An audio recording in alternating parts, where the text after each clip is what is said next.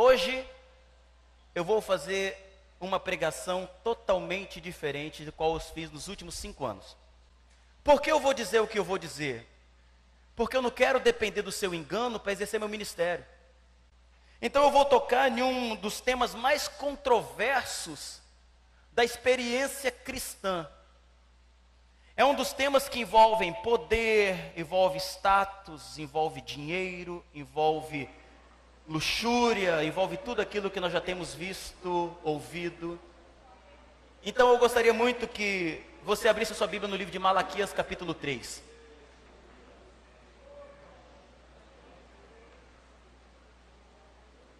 Eu vou com os irmãos, sem usar nenhum outro argumento a não ser a própria Bíblia, para que os irmãos aprendam e nunca mais sejam enganados.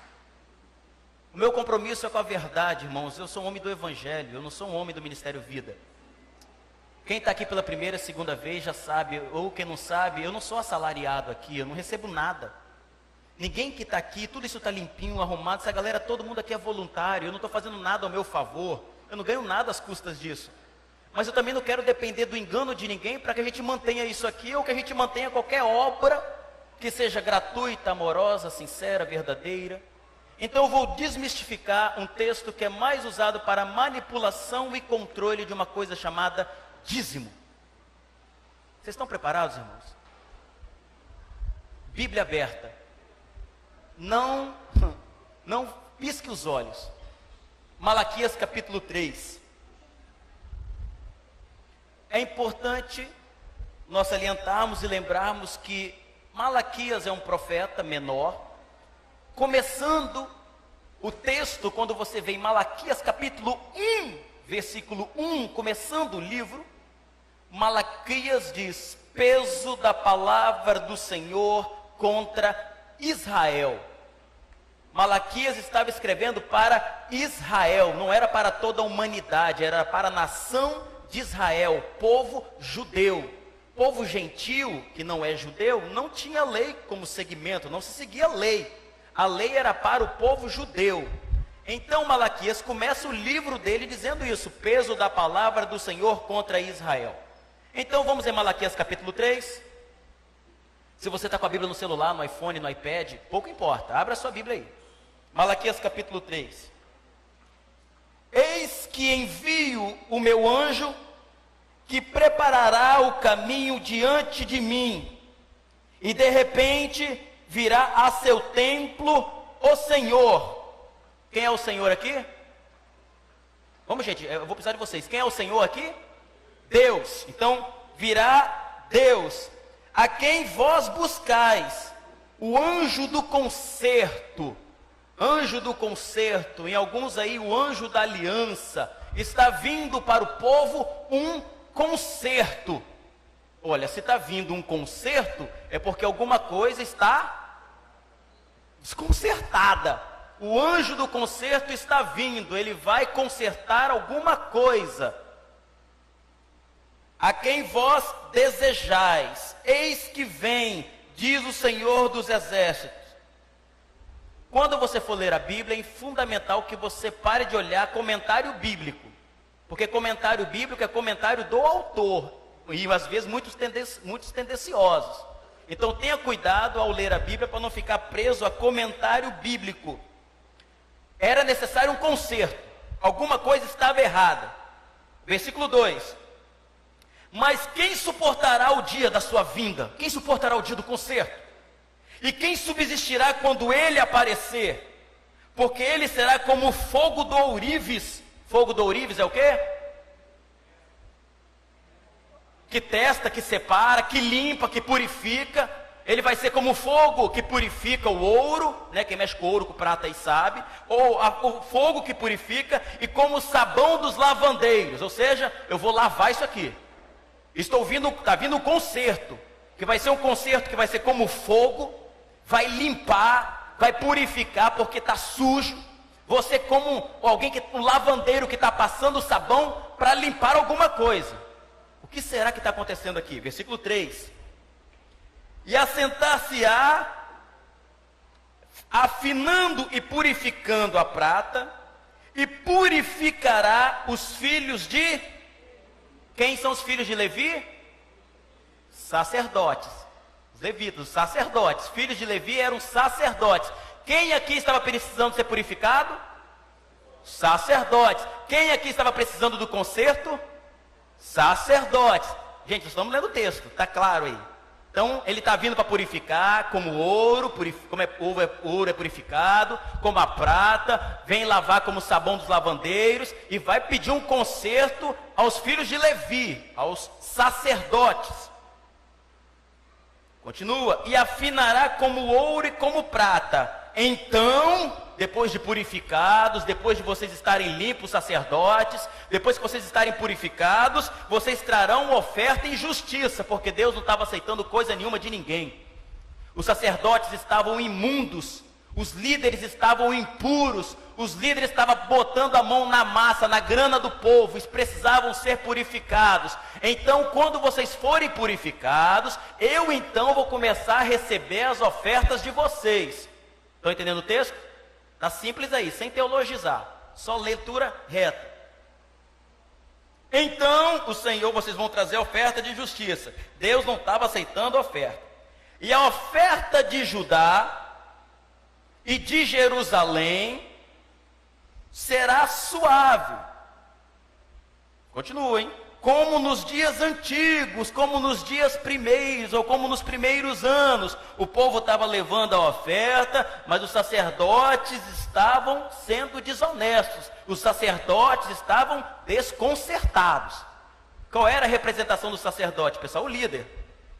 O sacerdote representava o povo perante Deus, o líder. Esses líderes estavam desconcertados.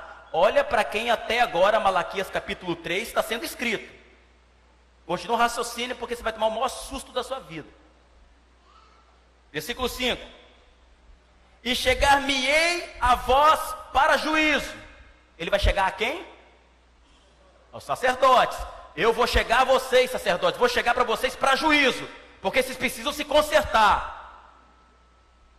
E serei uma testemunha veloz contra os feiticeiros. Quem eram os feiticeiros? O que os sacerdotes estavam praticando? Feitiçaria. Tem gente que está no texto aí. Sacerdotes estavam praticando feitiçaria. O que mais os sacerdotes estavam fazendo? Adulterando. O que mais os caras estavam fazendo? Jurando falsamente. O que mais os sacerdotes estavam fazendo? Roubando o trabalhador, defraudando os que trabalham, defraudando o jornaleiro que você tem aí. Olha o que os sacerdotes estavam fazendo. E perverteram o direito da viúva. Tiraram-o do órfão, do estrangeiro, do trabalhador, e não me temem, diz o Senhor dos Exércitos. Na cultura judaica, a viúva tinha direito, era sustentada pelo templo. Leia depois Deuteronômio capítulo 14 em casa, e você vai ver para que era o dízimo. Deuteronômio 14, lá na lei. Então ela tinha direito. Vocês não me temem, diz o Senhor. Quem é que não está temendo a Deus? Sacerdotes. Está até agora sim, viu, pessoal? Super simples. Versículo 6. Porque eu, Senhor, não mudo. Por isso, vós, filhos de Jacó. Filhos de Jacó. Jacó na Bíblia é conhecido como enganador. Vós, filhos de Jacó. É importante lembrar sempre que quando fala filhos de Israel, é toda a nação de Israel. Quando fala filho de Jacó, está falando dos sacerdotes. Vocês, seus enganadores. Porque o que acontecia, pessoal? Na cultura judaica, o povo não era o povo que ia oferecer a Deus o sacrifício. Cada tribo tinha o responsável pelas coletas, que era o sacerdote. Então toda a tribo levava para o sacerdote, conhecido como filhos de Jacó. E o sacerdote, ao pegar a coleta do povo, ele levava para o sumo sacerdote. Então o sumo sacerdote entrava no templo perante Deus para oferecer o sacrifício. Então os filhos de Jacó aqui eram os responsáveis pela coleta do povo. Estão entendendo aí o texto? Ok? Continua, versículo 7.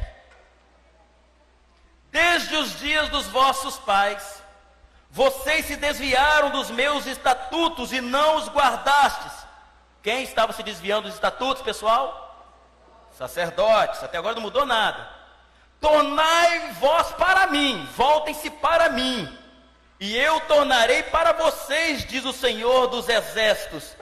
Mas vocês ficam perguntando, como que nós devemos de tornar? Quem é que está fazendo essa pergunta idiota?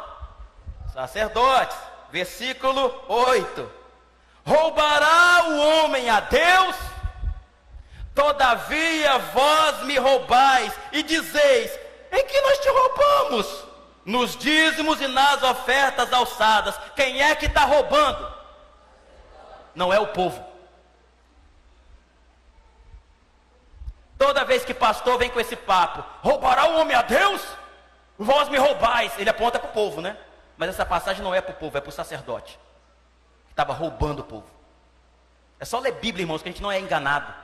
É só ler Bíblia para parar de ser enganado com medo de devorador, destruidor, bicho, capeta, demônio, que é só para botar terror para as pessoas obrigadas a darem até o último tostão. Aqui é só Bíblia, eu não estou citando ninguém, só Bíblia, leitura reta, interpretativa, simples. Continua. Roubará o homem a Deus? Vocês sacerdotes, vocês têm como me roubar? Todavia vocês estão me roubando e perguntando, no que nós te roubamos? Nos dízimos e nas ofertas alçadas. Com maldição sois amaldiçoados, porque me roubais a mim. Vós, toda a nação. Que nação? Nação de Israel. Para aqui. Olha que texto sério. Com maldição sois amaldiçoados. Que maldição? Vou explicar daqui a pouquinho qual é a maldição. Daqui a pouquinho, não tem nada. Eu te amaldiçoo, não é nada disso. Vou explicar aqui no texto, daqui a pouquinho. Só ler Bíblia, para não ser enganado. A oferta que eles estão roubando é da viúva, do pobre, do jornaleiro, do trabalhador. E estão dizendo, mas no que nós estamos roubando? É isso que está acontecendo aqui. Versículo 9. Com maldição vocês são amaldiçoados, porque me roubais a mim, vós toda a nação. Você está percebendo que agora a nação toda está tomando a cabeça? Esse é o maior perigo de quem está dando dinheiro para pastor fraudulento, sustentando obra fraudulenta e dizendo, não é problema meu que eu estou dando dinheiro lá, ele que se vire com Deus. A nação toda está sofrendo por causa de pastor ladrão, por causa de sacerdote ladrão, pilantra, e você sustentando esse tipo de pilantragem. Desculpa, visitante, hoje eu tenho que passar o rodo aqui. Tem que esclarecer o povo, vou parar de ser enganado. A mãe passando fome em casa, acabou o gás, e o filho da mãe tem coragem de ir para a igreja dar todo o dinheiro, mas deixa a mãe morrendo de fome, falando que Deus vai prover. Nunca leu a Bíblia, o que 1 Timóteo 5,8 diz? Se alguém não cuida dos seus, e principalmente da sua família, negou a fé, e é pior que um infiel. Aí fica dando dinheiro para o pastor ficar andando com um carro luxuoso, pagar viagem para tudo quanto é lugar, manter prédios luxuosos, templos milionários, e a pobre e a viúva, o estrangeiro pobre está morrendo de fome. Que igreja é essa? Deus que nos livre dessa porcaria aqui. E o povo morrendo de medo por causa dessa passagem, e essa passagem é para o sacerdote, não é para o povo. Aprenda a Bíblia, igreja, para não ser enganado.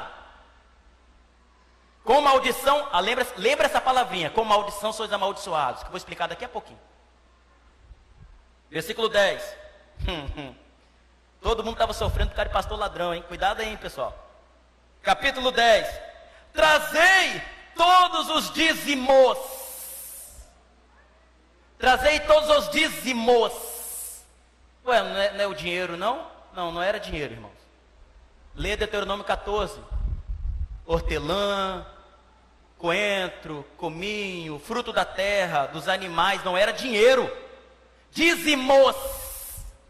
Trazei todos os, está no plural. Não é trazei o seu dinheiro.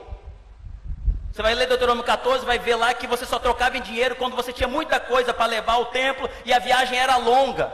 Então você pegava aquilo, trocava em dinheiro, onde Deus mandava você parava, comprava tudo que quisesse, chamava quem quisesse e comeriam ali, bebida forte, vinho.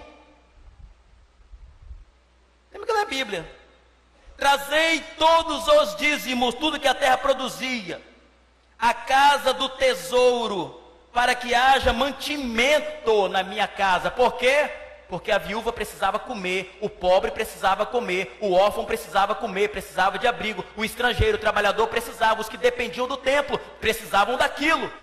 Trazei toda essa comida, trazei todos esses mantimentos à casa do tesouro, para que haja mantimento na minha casa.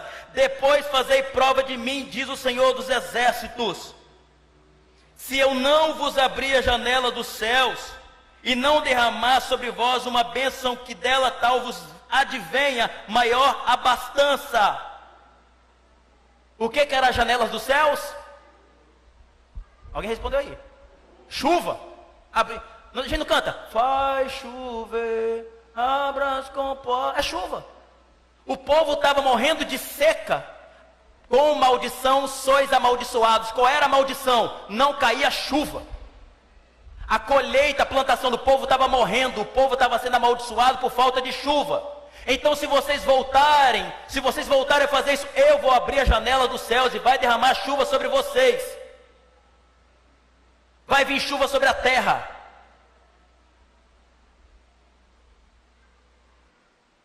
Faz prova de mim, eu vou abrir a janela dos céus. E por causa disso, e por causa de vós, repreenderei o devorador. Aí, agora aqui, ó o demônio. Vou repreender o devorador. Pessoal, você sabe o que é devorador? É o que comia a colheita do povo. Sabe o que era o devorador? Um gafanhoto. Não é demônio. É que esse pessoal fica fazendo curso de batalha espiritual aí, inventando demônio em cachorro, em gato, falando que cachorro vê demônio em preto e branco, todo tipo de maluquice possível. E esse gafanhoto bíblico virou um demônio. Mas como assim? Porque na minha igreja eu aprendi que tem um demônio devorador, destruidor, migrador e cortador. São 4 espécies de demônio que vai no dízimo. Quando a gente não dizima, ele come. Abra a sua Bíblia, deixa a Bíblia aberta aí, e dá umas 2 palhinhas para trás, vai lá em Joel.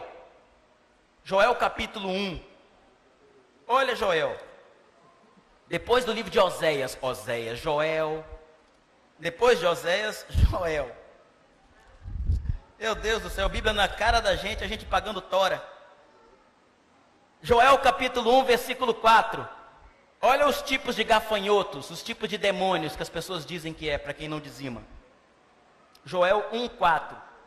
O que ficou da lagarta, eles chamam de cortador, o comeu o gafanhoto. Esse gafanhoto é o migrador. E o que ficou do gafanhoto, o comeu a locusta, que é outro tipo de gafanhoto. Esse é locusta aqui, é o devorador. E o que ficou da locusta, o comeu o pulgão. O pulgão, outra espécie de gafanhoto, conhecido como destruidor. Não tem nada a ver com o demônio, irmãos. Eram os gafanhotos que vinham na colheita, de vez em quando, de tempos em tempos, ficavam, comia tudo e acabava com a plantação do povo. Continua no texto.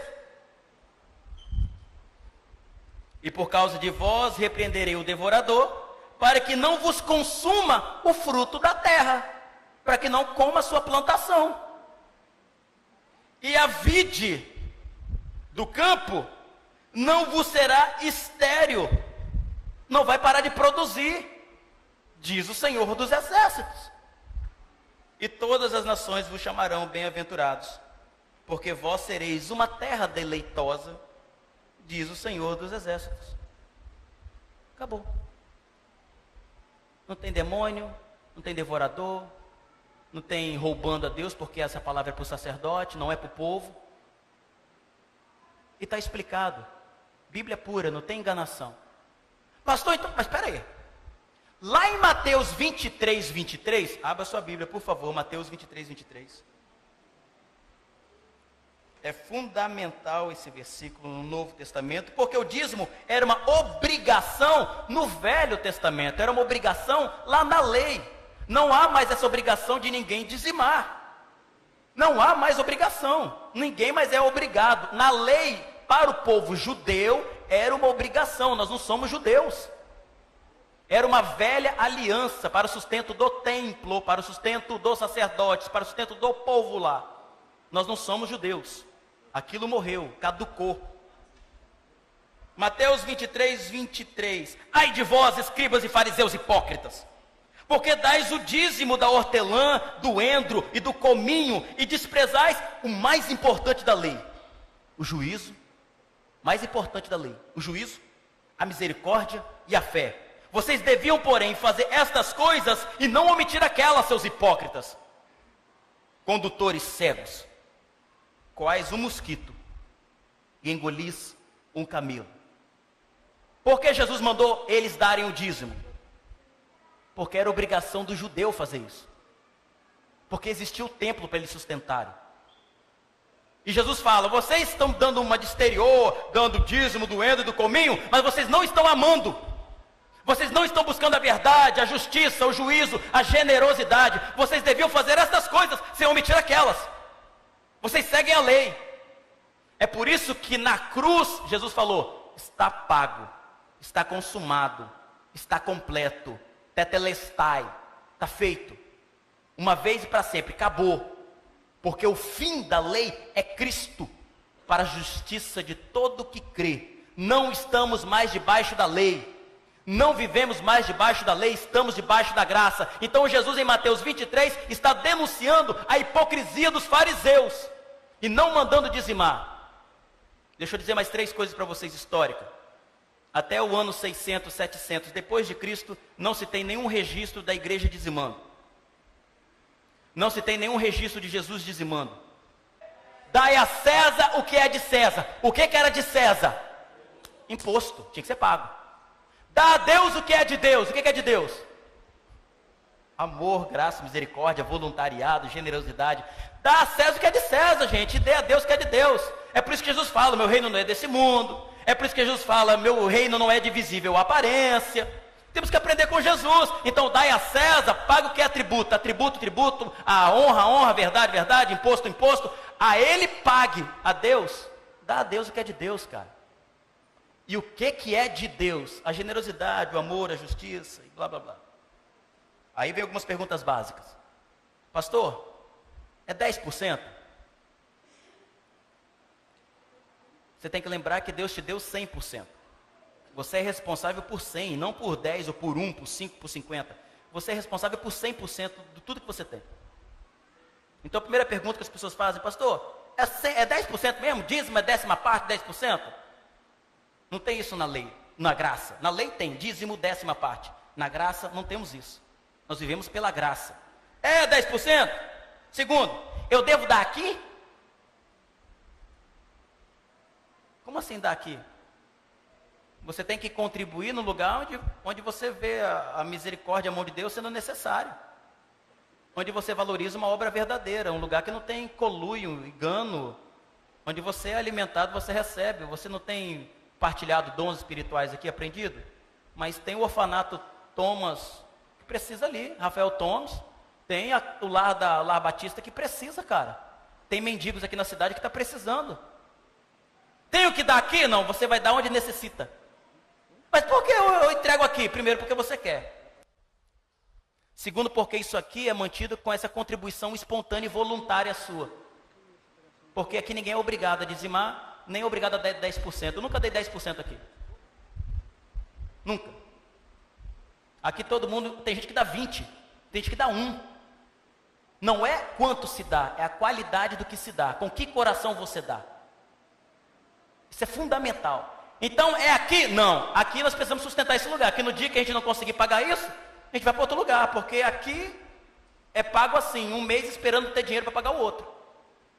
É por isso que não temos caixa aqui.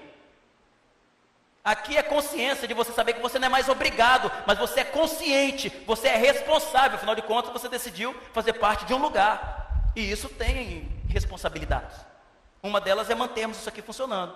Porque no dia que a gente tiver, a gente não está preocupado com o templo. A gente está preocupado com a sua vida, cara. Como é que você vai produzir na casa?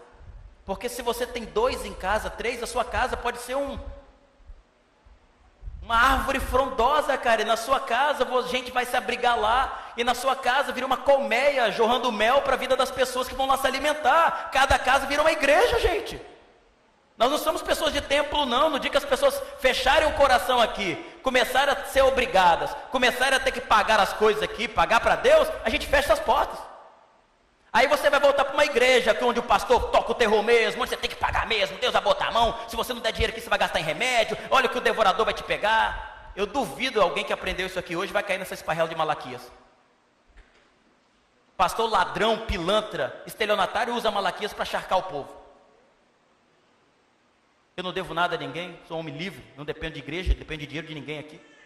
Vou dizer a verdade para o povo, mesmo que seja contra nós, mesmo que a partir de hoje as pessoas parem de dar dinheiro aqui, e no dia que parar de dar dinheiro, fecho as portas, e vou pregar o evangelho na minha casa. Eu sou homem do evangelho, gente. Seja do evangelho você, seja consciente. Rapaz, pô, meu filho está aprendendo aqui, eu usufruo desse lugar, eu sou instruído, rapaz, olha como minha mente está sendo aberta aqui. Pô, nada mais justo do que você manter isso aqui, mas por obrigação não, por pressão não, por medo não. O amor lança fora todo medo. Em Cristo não tem medo, meu irmão. Em Cristo você é livre, você é amado assim, com generosidade, sem generosidade. Mas quando você não é generoso, você vira um egoísta. O egoísmo acaba com a gente. Você é alguém que vive para o próprio ventre, alguém que só vive para você mesmo. É os seus interesses, as suas coisas, o seu dinheiro, e o teu irmão do teu lado morrendo de fome. Ser generoso faz bem a você, não é ao próximo não, é a você. O próximo é dadivoso por aquilo que você fez. Mas dizimar, ofertar, o nome que você quiser dar a isso, faça com o coração, porque vai fazer bem a você, para você não se pedrar, não fechar o teu coração ao próximo. Porque nesse tempo que todo mundo busca ser rico, busca riqueza, o amor vai se esfriando. A gente passa por alguém, a gente se escandaliza quando vê uma foto pelada na internet, mas não escandaliza com a fome no mundo. A gente se escandaliza com determinada frase na internet, mas não escandaliza com o mendigo que fica todo dia debaixo do viaduto ali no Danúbio. Nós estamos invertendo os valores das coisas, gente. A última pergunta que me fazem: pastor, eu devo pagar o dízimo atrasado? Mês passado eu não paguei, não sei nem como é que você chama isso.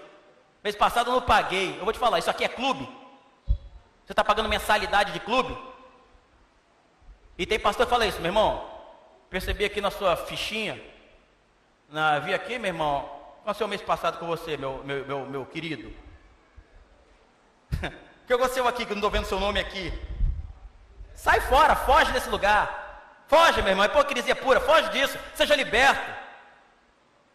Você tem que falar, isso aqui é clube, é dádiva, é coração entregue. Para todas as perguntas que eu perguntei, é 10%, devo dar aqui, tem que pagar atrasado? A resposta é não.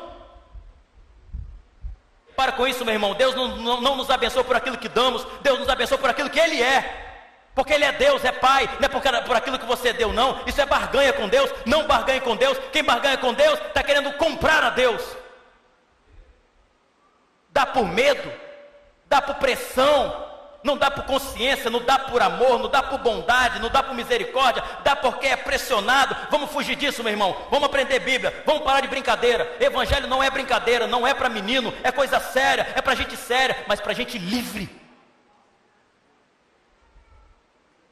Eu não vou me contentar enquanto não tornar o povo aqui livre. Livre da manipulação e controle humano, de gente que só quer status, poder, ver qual igreja tem o maior, qual igreja tem aquilo mais roxo, qual igreja que tem mais poder, qual igreja tem mais carro, tem mais luxo. Não! É qual igreja que ama mais, qual a igreja que oferece o coração para o próximo mais, qual a igreja que tem mais verdade, qual a igreja que prega a justiça. A injustiça foi denunciada por Jesus no ministério dele inteiro. A minha oração nessa noite, desculpa visitantes que vieram, mas eu sei que essa palavra também pode ter esclarecido vocês. Mas é importantíssimo nesse momento de decisão que a gente aprenda a amar a Deus com responsabilidade.